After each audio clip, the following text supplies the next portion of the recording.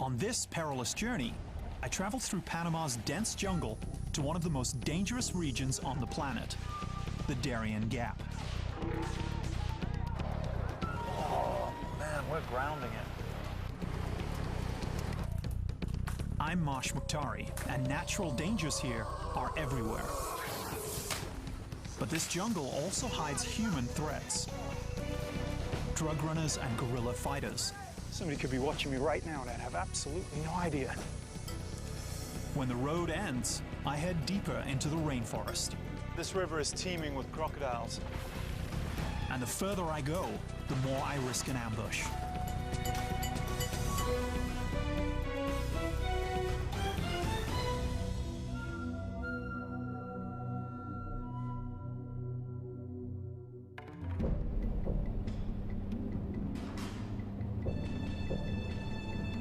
Few travelers dare take this isolated jungle roadway into Panama's most treacherous region, a violent and untamed wilderness known as the Darien Gap. This lush jungle looks peaceful, but it's far from tame. This 12,000 square kilometer chunk of dense rainforest is one of the last wild frontiers in the world. Government postings warn tourists to stay out of this deadly area. But I really want to make it to an isolated and rarely seen indigenous village where people try to maintain their culture and live as their ancestors did centuries ago. Travelers face a lot of natural enemies like jaguars, poisonous snakes, insects. But the most pressing threat is human. The Revolutionary Armed Forces of Colombia, or FARC, use this area as their hideout. The FARC is a political organization originally formed to fight for the rights of Colombia's poor. But since 1964, they've killed an estimated 100,000 people, most of them civilians. FARC insurgents use the Darien Gap as a base of operations. This large expanse of dense rainforest makes an ideal hiding place. My journey begins in Carti on the Caribbean coast. From there, I'll drive 40 kilometers on one of the worst roads in all of Panama. It's May, the beginning of the 8-month-long rainy season. So sudden downpours could leave me stranded in the mud. If I make it through the hilly jungle terrain, I'll connect with the Pan American Highway and head southeast for more than 200 grueling kilometers to the town of Yavisa on the edge of the Darien Gap. There, I plan to enter a hotbed of guerrilla activity, then travel by river to the isolated village of Mercadeo.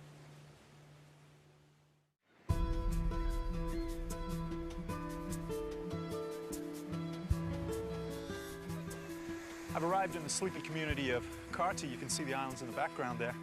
It's actually right on the Caribbean coast of Panama. I have a few essentials here. Snake guards, I'm told, are going to be invaluable when walking through the bush.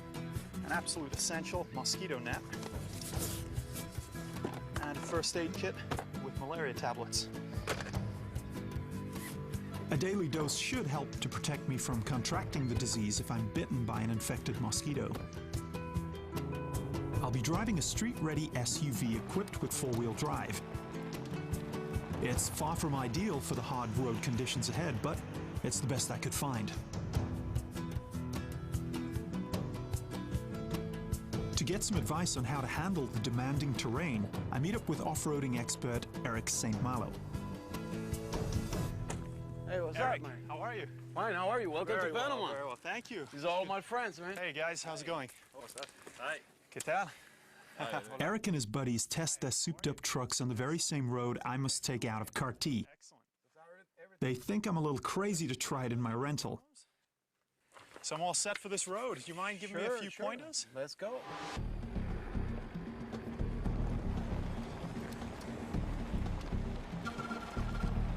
So Eric, the vehicle I have is more of a city 4x4. It's not a true all out-and-out 4x4. So what are some of the limitations I might experience on this road with this car? If it's very slippery, don't step on the brake. because you're gonna lose completely control of the car. Good You know, it's gonna advice. go sideways, and then you're probably gonna turn over, and it's gonna be a mess.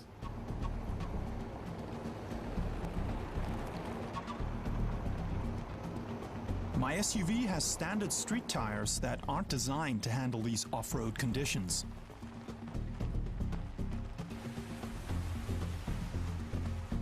Now we're coming to a little bit of a treacherous part here.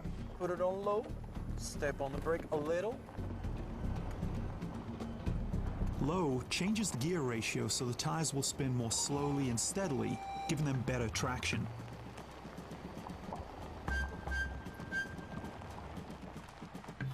Okay, try to follow the tracks here very the slowly channels. because, yeah, the channels. Yeah. Because we don't have that much of a Oh, clearance.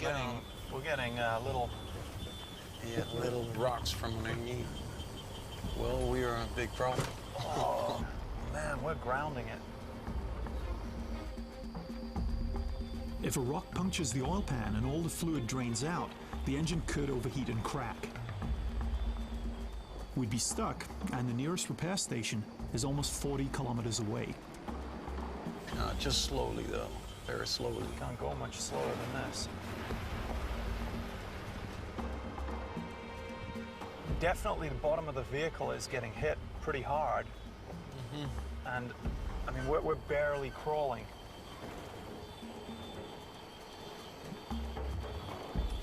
These ridges are, what, about 2 feet down either side? Yeah, probably a feet and a half. Kind of take a right here. There you go. We climbed there, up here. That's it. Good. Nice. Not too bad for an amateur. Looks like I can see the river up ahead. We're getting onto the river. Well, I didn't count on this. A flash flood wiped out the bridge that crossed the Cartee River. During the rainy season, this river can run almost 4 meters deep. So tell me what I need to do here. Okay. If the water runs any higher than my axle, I risk flooding the engine bay and getting stuck right here. And this isn't even the most perilous part of the journey. Well, this is pretty wide. It's like, Yeah, it's 30 feet or so. just Maybe go right 10 straight in here. Straight in? Yeah, Okay. straight in like that. Doors to the Okay, a little your more left. Yeah, right here. Straight in. Okay, Good. Go with the with the current down here. current. I can feel the current pulling us. Yeah, right here. Eric tells me to drive downstream to avoid the deepest part of the river. He says this lessens our chances of flooding the SUV. Does right there. Just step on it. Okay. And you tell me what. Try to keep going to the right. To the right? Right. Yeah. Just go to the right. It's quite a feeling. Right here. Driving through the Right middle. here. Right it straight out of here. There you go. It's great. You know what? I would have went straight across that, so I'm glad you were here to tell me that. Tap on the brakes a little so they can dry off. Oh, that's good advice, yeah.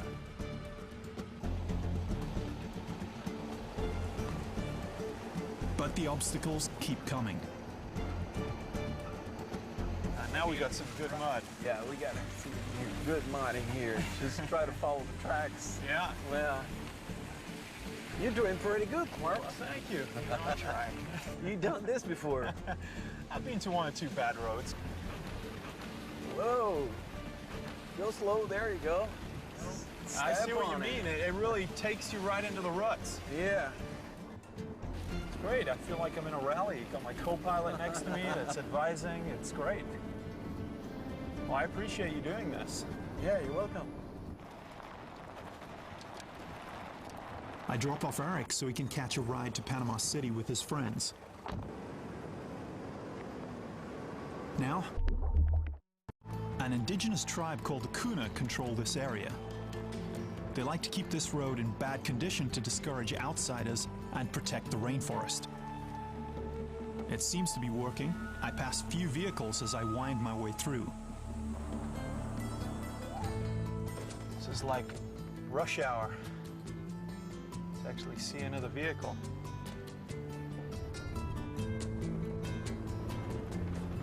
Looks like some clouds are rolling in. Now, it's the beginning of the rainy season, so I can expect about an inch of rain every day. We'll get little flash thunderstorms coming through, dumping a lot of rain very, very quickly, making these roads very slick.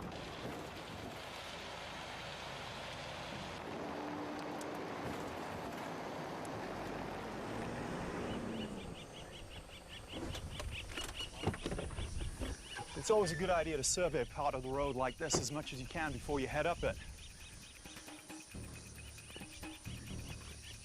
Just getting out of the car, the noises in the jungle are just incredible.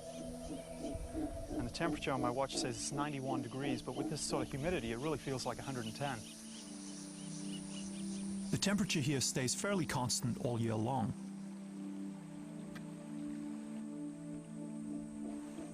Rainy season means I can expect the humidity to hover consistently near 100%. Here we go again.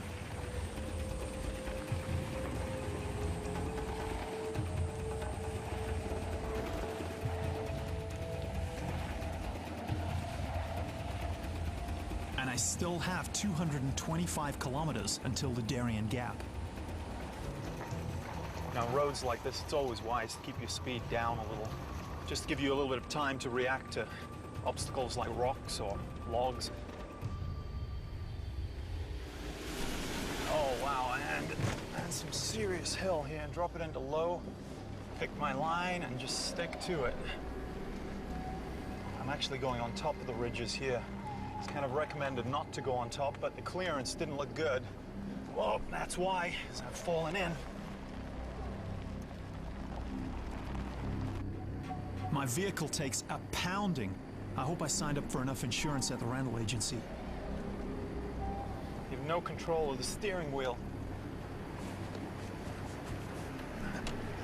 The car just wants to pull you right into those ridges. It's definitely one of the worst roads I've ever driven.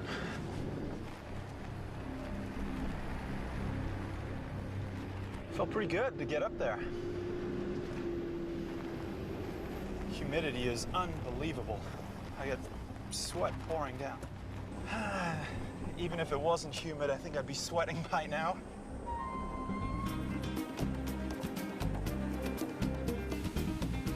It's midday and I near the turnoff for the Pan American Highway and the next leg of my journey.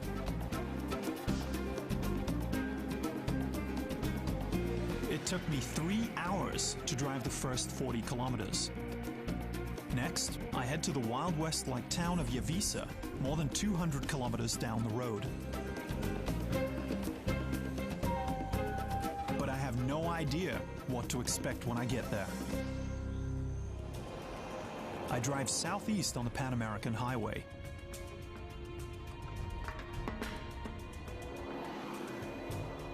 I'm amazed at the open spaces along this stretch. I expected to see more jungle along the road.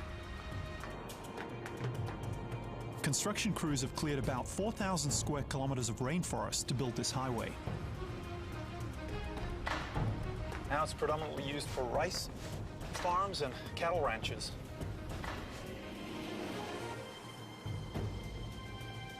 The interesting thing is I'm seeing a lot of aftosa free written on the gates of these cattle ranches, and aftosa free basically means that none of the cows in there have foot and mouth disease. Foot and mouth disease doesn't affect humans, but it's deadly to livestock. In the 1970s, it ran rampant in parts of Colombia, so US officials withdrew funding for construction of the highway to prevent the disease from spreading north. Where the roadway project ends, the Darien Gap begins.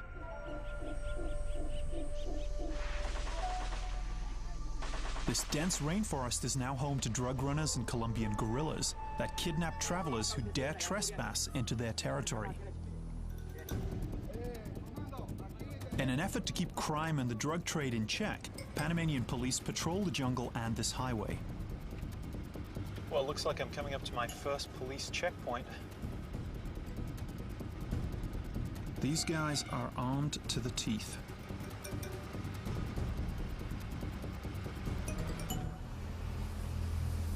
Hola, buen días. Buenas tardes. Sí.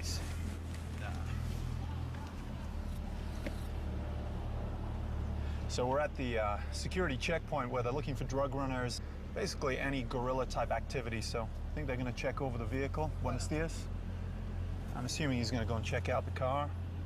They've just checked my passport here.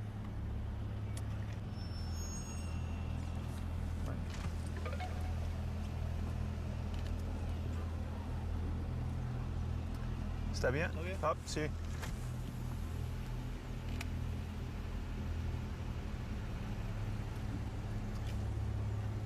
Listo. Ok. Gracias. Gracias. Sí. Hasta luego. Ok. Gracias.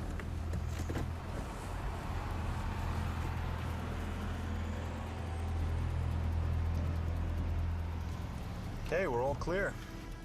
That was kind of intimidating. They really weren't much for the smiling. I guess I can understand why. You know, once we pass that first checkpoint, it really hits home. You see those police, and then you really start to see that there's a lot of tension on this road. I cross over Lake Baiano. This bridge means I'm about 175 kilometers from the gap. Now, on this side of the bridge, the road is much worse.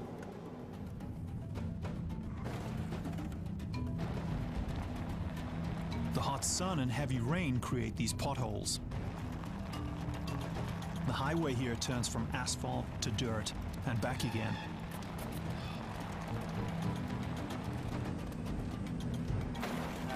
Out of the blue, you'll hit a rut like that one, and you just got to remain alert at all times.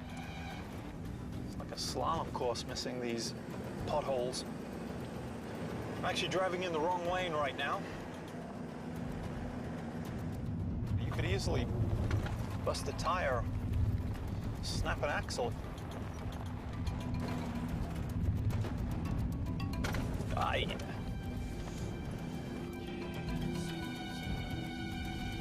The road is narrow. Horses and dogs lining the highway make it harder to navigate. Compounded with that, there's oncoming traffic trying to avoid their potholes. Big truck coming my way, that's cool. Oh yeah. Who's got the right of way here? Are you serious, man? You're not even gonna move out? Wow. Looks like they're tarring the road. I guess that's why he didn't want to get his tires dirty. He'd rather just run me over.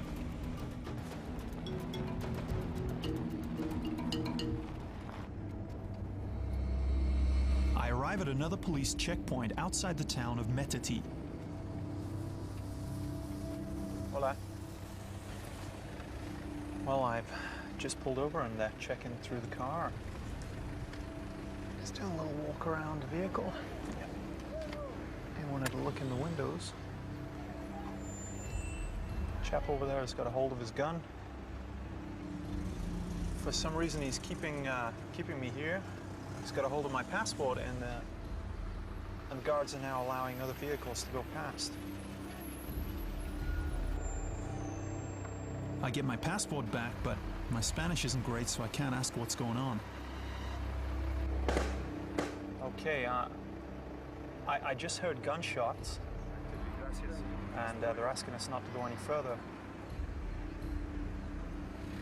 He looks a little concerned.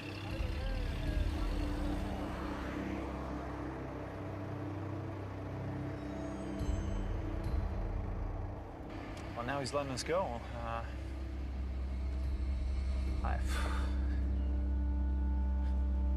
It's a little disconcerting. You hear gunshots and then...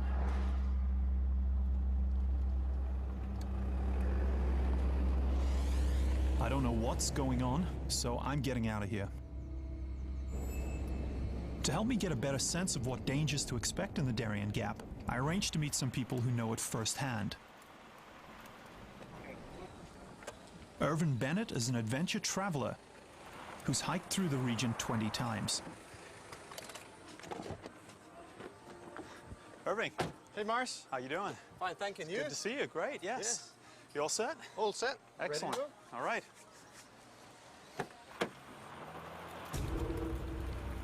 So what kind of dangers might I encounter? I would think people are the largest predator around, and they would be what can actually put you in harm's way. In Yavisa, you might have a problem with locals. There is law in Yavisa, definitely, but anybody could do anything and simply take off into the jungle and you'll never find him again. The frontier town of Yavisa and the Darien Gap have a reputation as a haven for bandits and rebel fighters.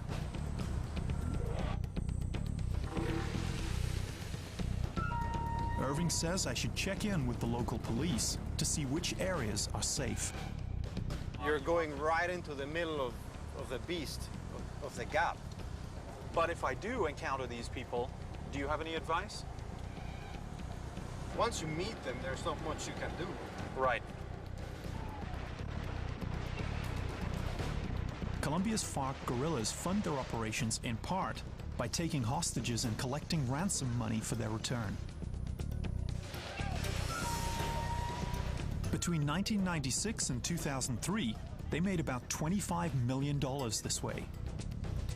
The FARC keep their prisoners in remote jungle locations in Colombia and Panama. In July 2008, the Colombian army undertook a daring rescue mission and freed 15 hostages, including former Colombian presidential candidate Ingrid Betancourt, who'd been held captive for more than 6 years. But Colombian officials estimate that FARC guerrillas still hold about 300 hostages.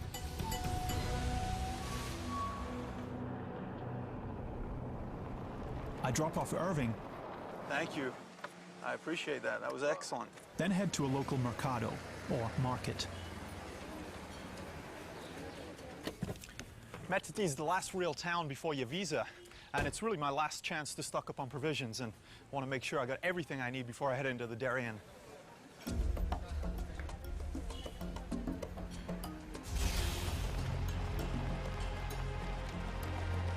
Back on the road. I've traveled almost 200 tough kilometers, and I still have 50 kilometers left to the town of Yavisa. This is a remote part of the world, but now and then I see a tiny village of indigenous people along the side of the highway. Many of these families used to live in the Darien Gap, but violence and bloodshed forced them out. It's getting dark, and I don't want to be driving on the Pan American at night. I don't know what condition the road is in or who will be on it. I make arrangements to stay at a local village. Well, I just arrived at the Imbera tribe, and it's about 7 o'clock, and I'm going to spend the night here.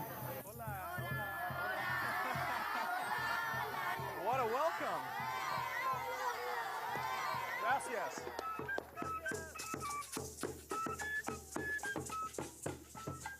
They perform a devil's dance for me and invite me to join them.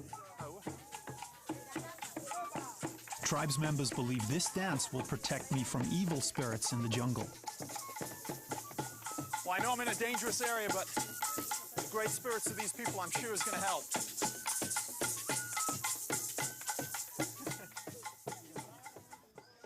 I'm exhausted.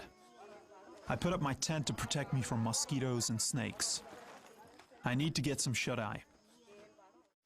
Tomorrow I'll leave the safety of my SUV and head into the jungle by foot, to a place few have ventured.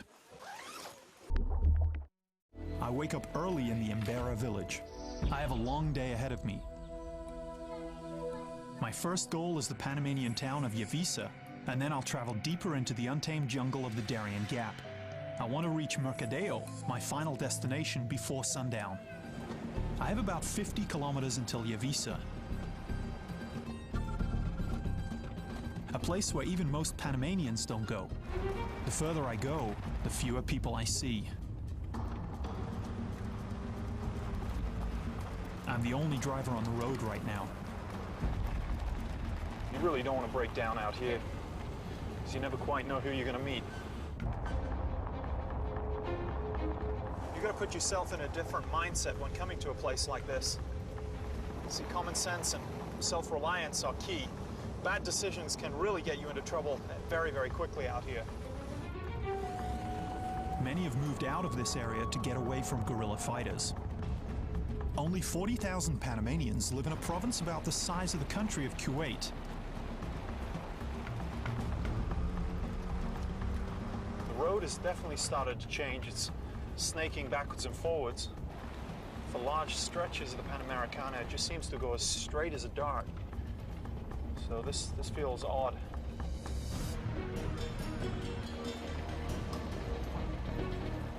The Panamanian government is trying to improve the condition of the highway. Construction crews are literally dumping earth and rocks, then flattening it down. I suppose it's one way to fix those potholes.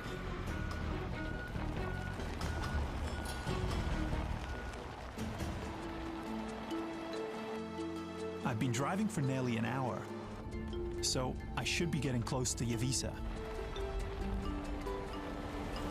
Guys with big machetes, like, I'm sure that's just the way of life out here. Smoke to the left there, it just looks like they're burning trash. Seems to be more and more activity and more structure, so it looks like I'm probably entering Yavisa. The Pan American Highway dead ends in Yavisa, which lies at the northwest edge of the Darien Gap. I hear guerrillas from Colombia and bandits often pass through here. Hopefully the town's reputation for lawlessness is an exaggeration. So this is the big bad Yavisa. Doesn't seem too bad.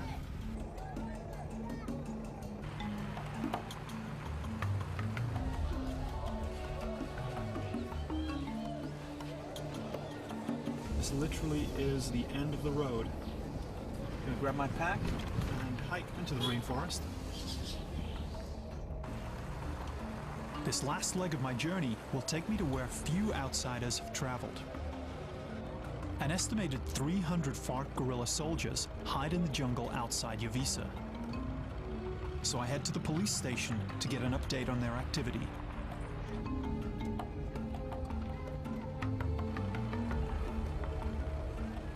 Seems like not many cars must come down this road. Everybody's staring.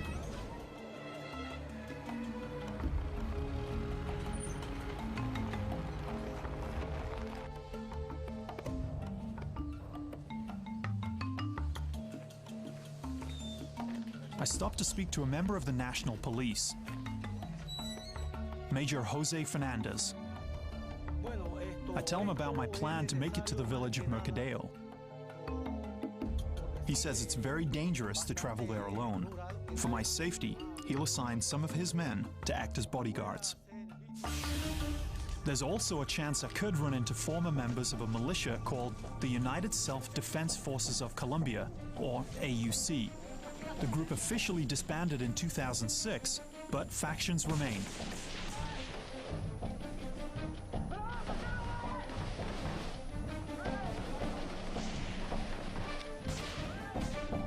So it's no secret that the FARC and the AUC reside out in the Darien. Can you comment on that? Bueno, referente a eso, no tengo ningún comentario ahora mismo que hacerte. Like most officials here, Major Fernandez isn't forthcoming about this politically charged conflict. So I seek out a local resident for some answers. Jorge Vasquez is a Kuna Indian and a former Darien Park ranger. He's lived and worked in the Darien Gap his entire life. So how does this conflict affect people like me that want to trek through the Darien? Llegarse con las autoridades porque no les garantizo para cruzar a pie por la selva hacia Colombia. Travelers aren't the only ones at risk in the Darien. Jorge tells me that in January 2003, the AUC shot and killed his father Hilberto. Estaba, decir, más furioso, ¿no? estuve a punto de ver lo que habían hecho y asimismo quisiera hacerlo. Pero solo tengo fe en Dios que algún día que esto pueda acabar.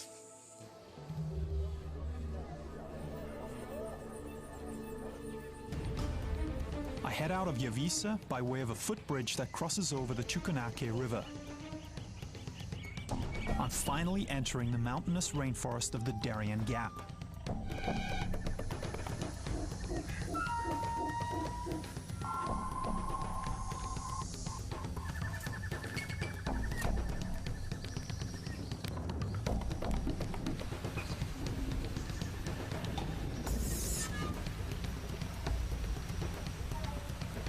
I choose a trail that follows the Chuquenaque River to help me navigate through the jungle. Well, the rain has started to come down, and I just hope it doesn't come down too much more because it'll make this path even harder.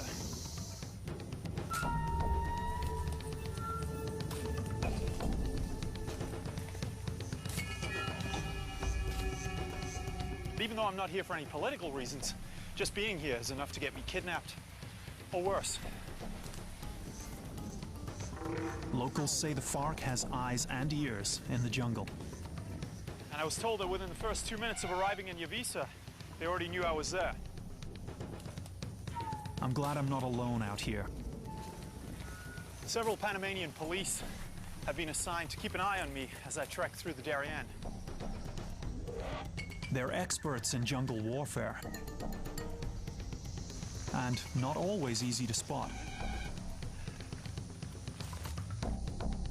But the police are outnumbered by insurgents in the Darien, and often outarmed. Somebody could be watching me right now and I'd have absolutely no idea.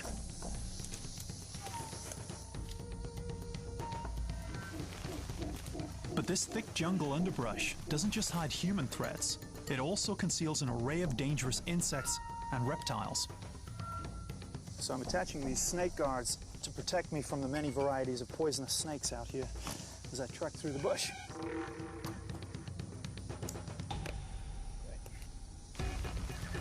I can see why bandits and guerrilla fighters use the Darien as a hideout. I'll stick to my path along the waterway, but with each step, I increase my risk of an ambush.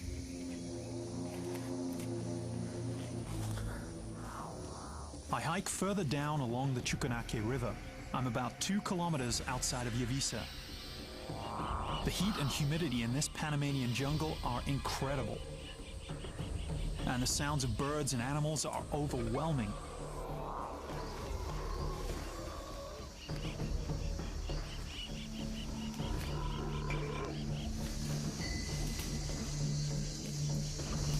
One of the most eerie is the territorial cry of the howler monkey.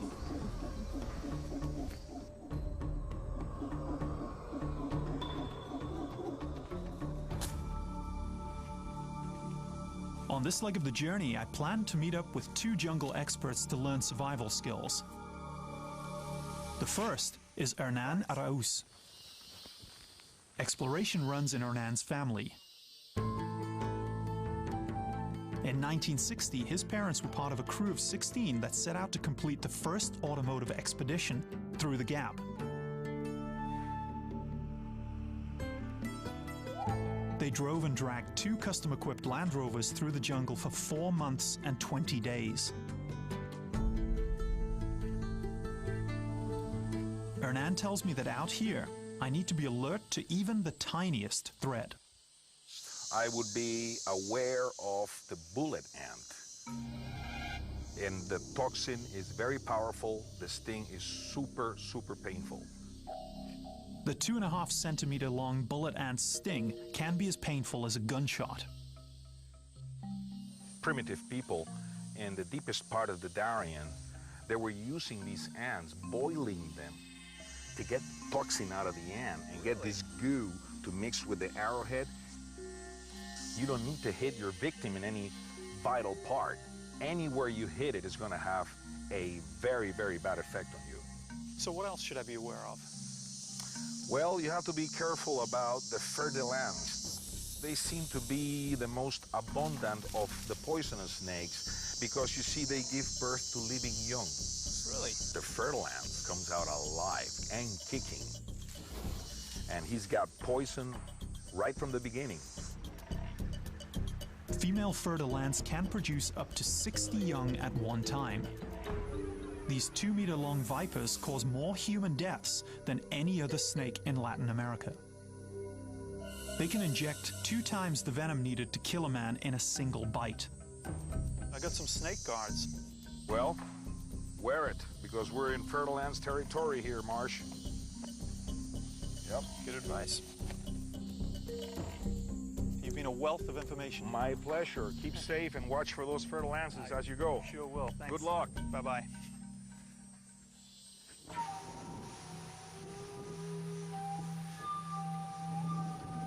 You know, everything looks the same out here. It would be so easy to get lost.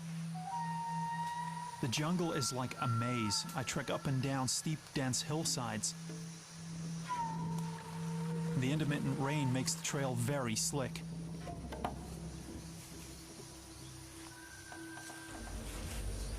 Whoa! Ah!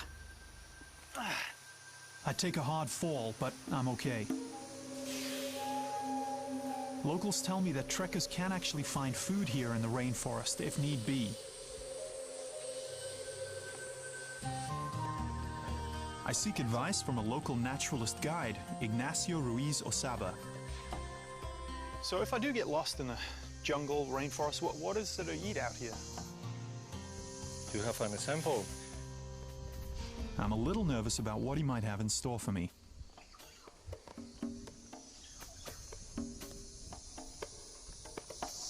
And this looks kind of dangerous.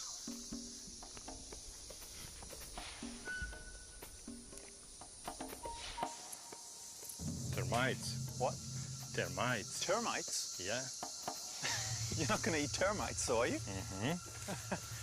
Notice how I said you. Oh my God, look at the size of this thing. Oh, look at, no. You're going to eat them? Yeah. It's protein. When you are lost in the jungle. This is a good source. So you just let them crawl on?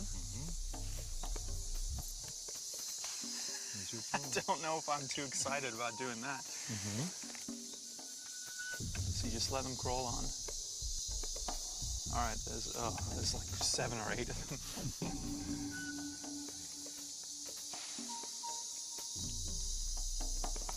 You know what? It honestly tastes like eating dirt. Yeah. You're going for seconds. Oh, look at this. What's that? It's palmilla. Palmilla? What did you do? Did you just pull it out right out of the ground? Yes, and you can eat this part. It's like palmito. Do you know palmito? The heart of palms. Yes. Yeah. Really? Yeah. So what, you just bite? That is excellent. So with termites and kind of hearts of palm, pretty much there for a meal. But I'm not quite ready to resort to such extreme measures just yet. I'm about 10 kilometers from my final destination, deeper in Panama's Darien Gap. Getting there by foot is virtually impossible. So the best way to get around in the rainforest is by boat.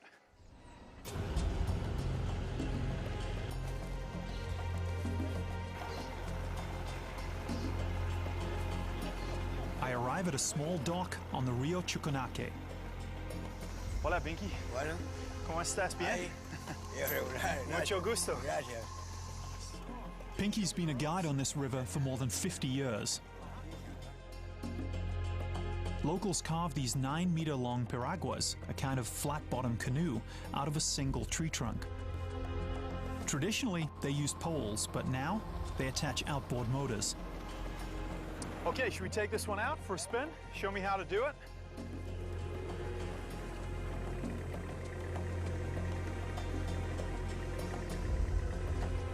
And how about steering something like this? Eso es fácil, muy fácil. It's got a long bow. That looks fairly simple. Do you mind if I give it a go, Pinky? Is it okay? Okay. Gracias. Okay. Hay dos clases de lagarto. Pinky warns me that the river is infested with crocodiles. He tells me that they wait for prey to come close, then they attack before the animal or human can react. Thank you for letting me know. With that advice, I drop off Pinky. Muchas gracias, Pinky. Thank you. And head on.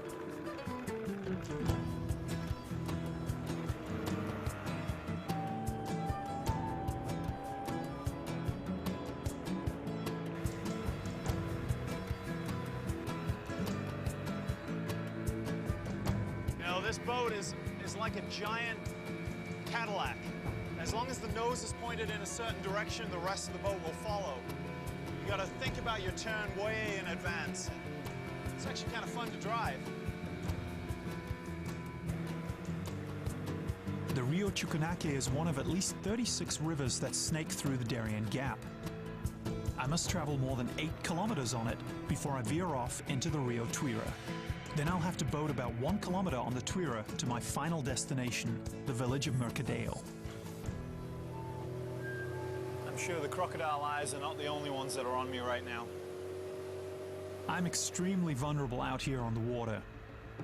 The dense undergrowth along the river could hide crocs, FARC, bandits, any number of attackers. The local police accompanying me advised me not to travel any further than Mercadeo. The FARC have been spotted outside the village. I'm close to the end of my journey and I don't want to risk crossing paths with guerrilla soldiers.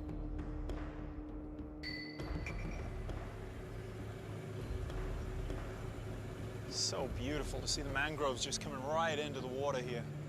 And the big canopies of the rainforest all around, monkeys jumping from tree to tree. I mean, this is just beautiful. As you can see, driftwood is everywhere, so you gotta be really careful not to hit any of that. I'll go right over it. Flat bottom boat, I guess. Helps.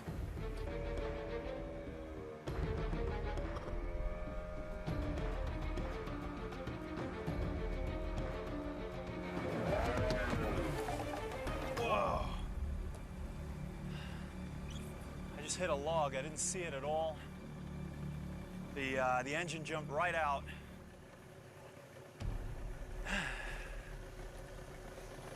It's a little nerve-wracking when that happens.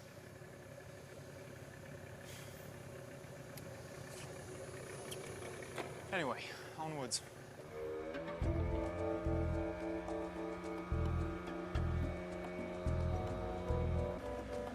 After that close call, I slow down a bit.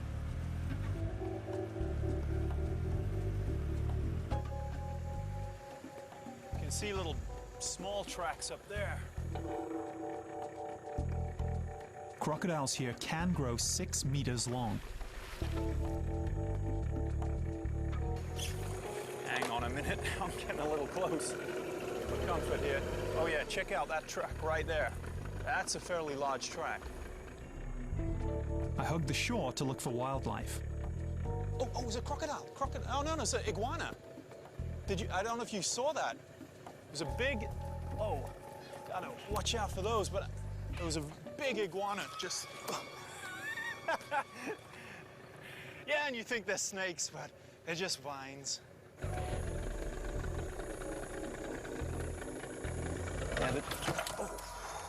I ground the propeller in the mud and stall the engine. That'll teach me not to come up and have a look at crocs.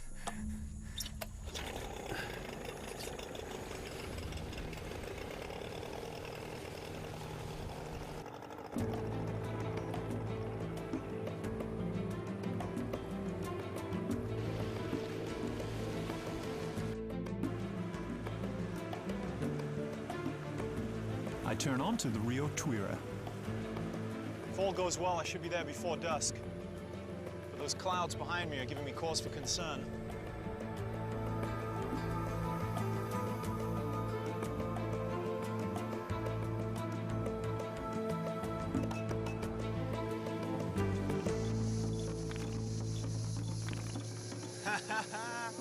Buenas! Hey!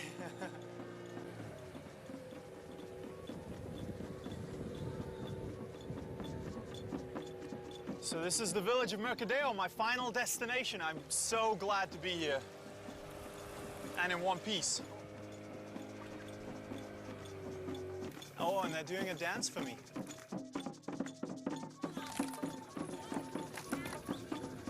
Buenas. The village of Mercadeo is a small hamlet of about 200 Embera Indians. The people here struggle to preserve their culture. The violence that surrounds them threatens to change their way of life forever.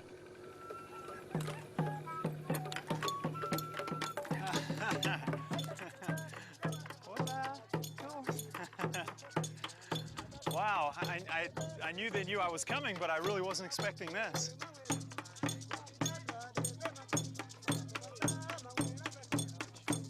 I may be only one of a few foreign travelers to ever visit this village. What a welcome. See. I feel like just arrived in paradise.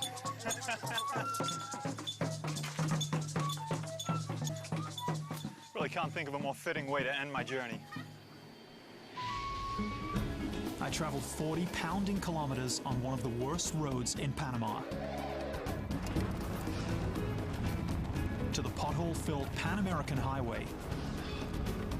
I passed through tense police checkpoints. Hola. And found warm hospitality at an indigenous village. I survived a hike and boat trip through the jungle and avoided a run-in with guerrilla fighters. And now, I finally feel like I can relax here with the Embera.